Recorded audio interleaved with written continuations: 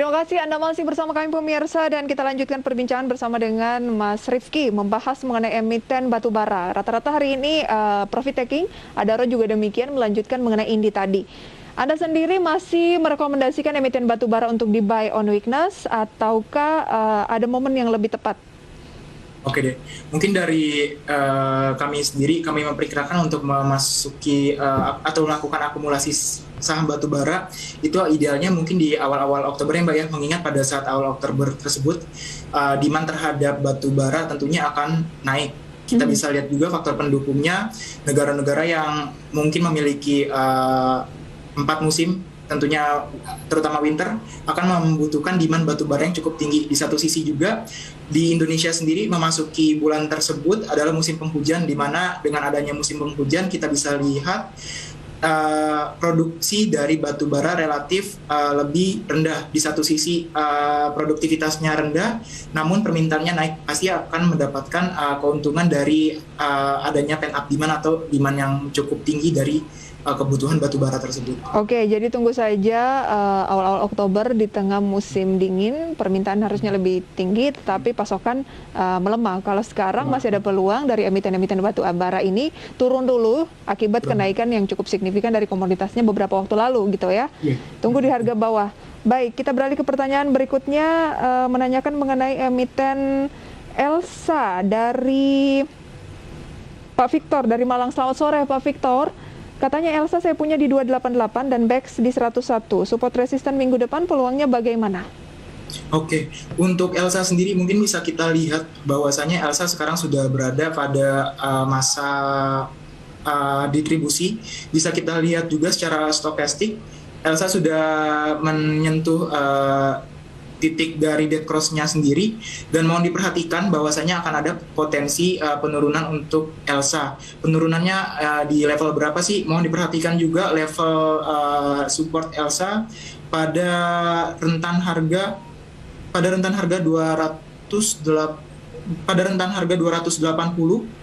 dan apabila berhasil menembus titik support tersebut, kami perkirakan Elsa akan melanjutkan penurunan kembali di harga 270. Oke. Dan untuk resistennya apabila nanti Elsa berbalik arah menuju naik, kami perkirakan titik resisten awal pertamanya itu untuk Elsa sendiri ialah di kisaran 296. Oke, berarti hold saja terlebih dahulu ya.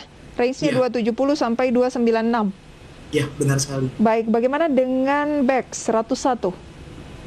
Oke, untuk BEX sendiri bisa kita lihat bahwasanya BEX berada pada teritori negatif untuk penurunan harga pada perdagangan hari ini di 2,88%. Kita bisa lihat juga dari indikator stokastik menunjukkan BEX sudah pada area overbought, dan kami juga memperkirakan bahwasanya BEX akan kedepannya menuju koreksi sementara. Dan mohon diperhatikan untuk level support dari BEX itu sendiri, level support terdekatnya pada perdagangan berikutnya kami perkirakan ialah di level 98. Dan untuk level resistennya apabila BEX sudah melakukan reversal atau pembalikan arah, kami proyeksikan di level resisten awalnya itu di 107, Mbak. Oke, berarti range-nya 98 sampai dengan 107, di hold saja dekat 98, sebaiknya keluar dulu, ada peluang akan menguji level lebih rendah lagi ya? Ya, benar sekali. Baik, keputusan kembali ke Anda pemirsa, kita beralih ke Pak Anggiat di Bekasi. Selamat sore, Antam. Punya di 2.700, saya cut loss atau averaging? Oke, untuk Antam sendiri ya, Antam sendiri memang cukup menarik nih, bahwasannya kan kondisi yang ada dari segi stokastik, dia memang sekarang masih berada di area atau teritori negatif, tapi tidak menutup kemungkinan nih dari adanya indikator stokastik yang ada menuju titik golden cross-nya. Nah, mohon diperhatikan juga untuk Antam, kami perkirakan apabila terjadi koreksi, level atau bahkan titik support awalnya untuk Antam sendiri adalah di titik harga 2.350. Dan mohon diperhatikan juga apabila Antam akan mengalami kenaikan atau bahkan reversal, untuk level resisten pertamanya itu ialah di 2.450. Masih agak jauh ya dari 2.700, di hold saja atau averaging? Kalau seandainya melihat kondisi terkini mungkin bisa ditunggu untuk update berita selanjutnya dari emiten tersebut sih, Mbak. Di hold saja. Trennya Hold lagi saja. apa nih? Sideways atau turun? Untuk trennya sendiri bisa kita lihat secara mayor ya, dari tren Antam sendiri pergerakannya masih relatif sideways sih, Mbak. Oke, sideways. Oke, 2350 sampai 2450 sangat sempit, sementara milik Panggiat adalah 2.700. Baik, kita beralih ke Mas Dani di Tangerang Selatan. Selamat sore, menanyakan perbankan. Ada Arto, sudah ada di 15.900. Kira-kira short termnya gimana peluangnya? Oke, untuk Arto sendiri bisa kita lihat bahwasanya sekarang berada pada level atau teritori positif di stokastiknya.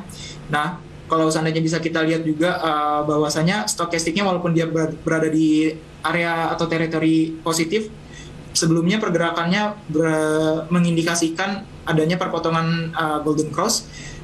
Untuk pergerakannya kami perkirakan apabila mengalami kenaikan awalnya itu kami perkirakan ialah di titik 16.000, di titik 16.000 terlebih dahulu.